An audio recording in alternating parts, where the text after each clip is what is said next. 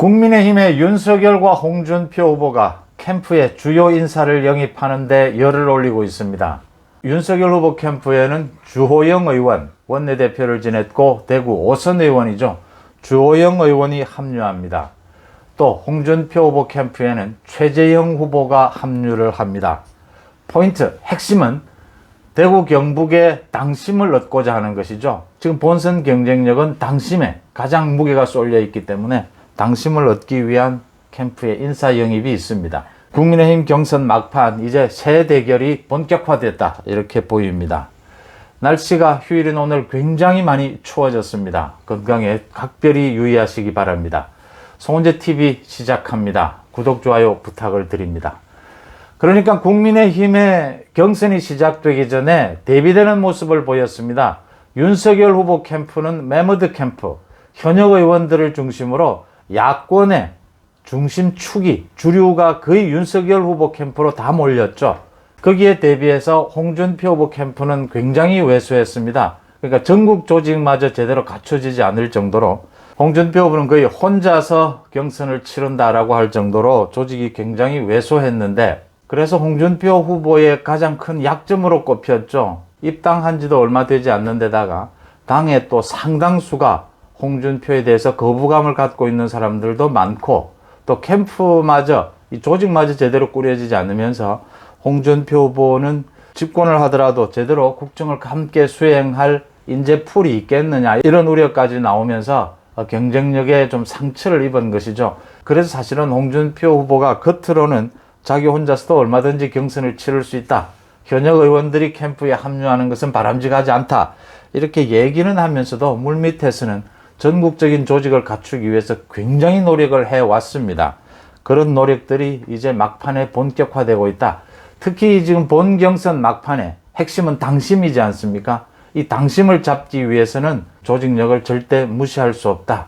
이런 차원에서 대구의 5선 의원인 주호영 의원이 윤석열 캠프에 합류하는 것은 빅뉴스죠. 주호영 의원 입장에서는 원내대표까지 지낸 마당에 이제 본 경선이 지나서 국민의힘의 후보가 선출되고 난 뒤에 이제 전면에 나서서 도와도 충분히 될 부분인데, 윤석열 후보 캠프의 선대위원장으로 오늘 합류를 합니다. 이렇게 급하게 서두르는 것은 당심, 지금 대구 경북을 중심으로 한 당심이 그만큼 중요하다.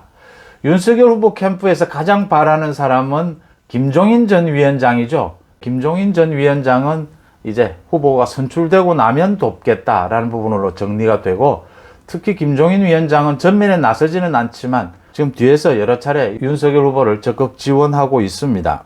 이렇게 윤석열 후보는 현역 의원을 중심으로, 현재 당협위원장을 중심으로 국민의힘의 주류라고 볼 수 있죠. 윤석열 후보 캠프로 몰리면서 정치 신인인 윤석열 후보의 약점을 많이 보강하고 있다. 또 뭐 특히 캠프 내에서 잡음이 있는 경우도 있지만, 그래도 전체적으로는 조직력으로 정치 신인인 윤석열의 약점을 보완하고 있다, 이런 평가를 받고 있고, 전체적인 대세론을 장악하는 데도 굉장히 도움이 되고 있다, 이런 평가를 받고 있습니다. 여기에 맞서서 홍준표 후보도 가만히 있을 수가 없죠. 최재형 후보가 오늘 홍준표 캠프에 합류를 합니다. 최재형 후보는 지지율이 높지는 않지만 문재인 정권에 맞서 싸워온 그 도덕성 부분과 특히 국민의힘 당원들의 지지 부분이 있기 때문에 홍준표 후보가 최재형 후보와 손잡는 것은 큰 힘이 될 것으로 보입니다. 홍준표 후보의 가장 큰 약점 중에 하나가 지금 조직을 전혀 갖추지 못했다.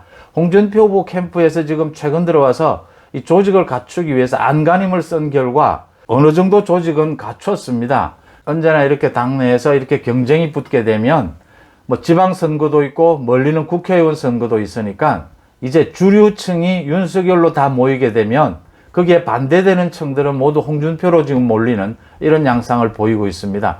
내년 6월에는 지방선거가 있고 또 그 뒤에 국회의원 선거도 겨냥하지 않을 수가 없으니까 지금 현재 현역 의원이 아닌 사람, 거기에 경쟁하는 사람들, 또 내년 6월 지방선거에서 시도지사나 뭐 자치단체장을 노리는 사람들이 현재 유력하지 않는 사람들은 홍준표 후보로 몰리는 이런 현상을 보이고 있습니다. 최재형 후보 같은 경우에는 윤석열 후보와 문재인 정권 교체에 함께 하기로 여러 차례 이렇게 얘기를 하고서도 마지막에 홍준표 후보로 기운 것은 결정적으로 윤석열 후보로 가서는 최재형의 존재감을 드러낼 수가 없다. 홍준표 후보로 가면 지금 사람이 없으니까 최재형의 존재감이 드러난다라는 부분이고, 또 그동안 최재형 후보 캠프가 무너지면서 많은 사람들이 이미 윤석열 후보 캠프로 옮겨가 있습니다.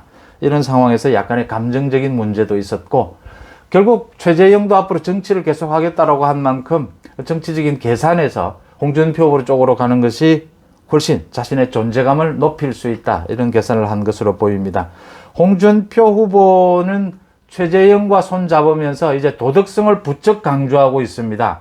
윤석열과 이재명을 함께, 지난번 토론에서도 보셨다시피 이재명, 윤석열을 함께 도덕성에 문제가 있는 이런 후보로 몰아쳐서 홍준표, 그 다음 이재명, 윤석열, 이런 대립구도로 만들려고 하고 있습니다. 그런데 지난번 토론에서도 보셨다시피 이게 쉽게 되겠느냐라고 하는 부분입니다.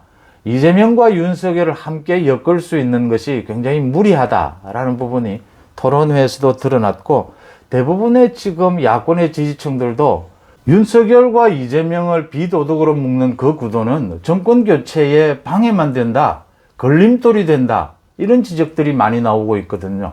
오히려 그것보다는 거꾸로 홍준표 후보가 역선택을 노리고 또 애매하게 정권 교체에 대해서 애매한 입장, 문재인 정권에 대해서 좀 덜 비판적인 이런 자세를 보이면서 이재명과 홍준표가 정치 스타일이나 이런 부분도 너무 비슷하고, 이재명과 홍준표가 하나로 엮어지고 윤석열이 거기에 교체를 하자.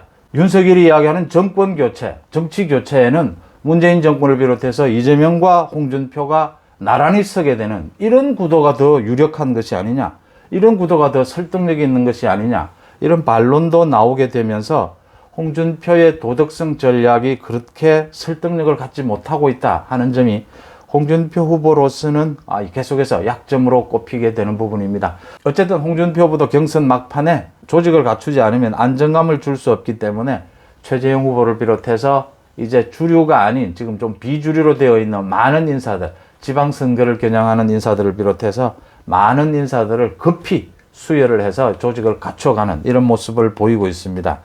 윤석열의 정권 교체, 정치 교체, 이 구도가 성공하느냐, 설득력을 갖느냐, 아니면 홍준표의 도덕성이냐 비도덕성이냐, 이게 설득력을 갖느냐라는 부분인데, 윤석열 후보를 비도덕적으로 공격해서 홍준표 후보가 그 부분이 야권 특히 지지층에게 설득력을 가질 수 있겠느냐 부분은 의문으로 남습니다.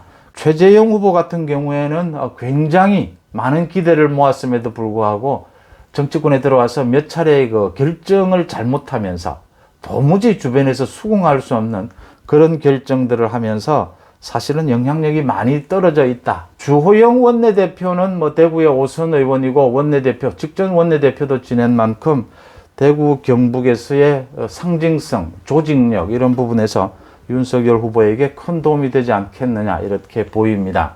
민주당의 경선 결과 이재명과 이낙연이 정면으로 충돌하면서 민주당 지지자들마저 지금 대폭 부동층으로 이동하는, 지금 야권 후보도 지지하겠다, 이렇게 큰 흔들리는 모습을 보여주고 있는 이런 와중에 외연 확장도 굉장히 중요하지만, 그래도 마지막 3차 국민의힘의 본 경선에서는 결국 당심이 결정할 것이다. 윤석열 후보가 지난 1차, 2차 경선에서 보여줬던 것처럼 당심에 있어서 압도적인 우위를 보일 수 있느냐, 아니면 홍준표 후보가 어느 정도 그걸 갉아먹을 수 있느냐, 보완할 수 있느냐 하는 부분 굉장히 관심거리로 떠올랐습니다.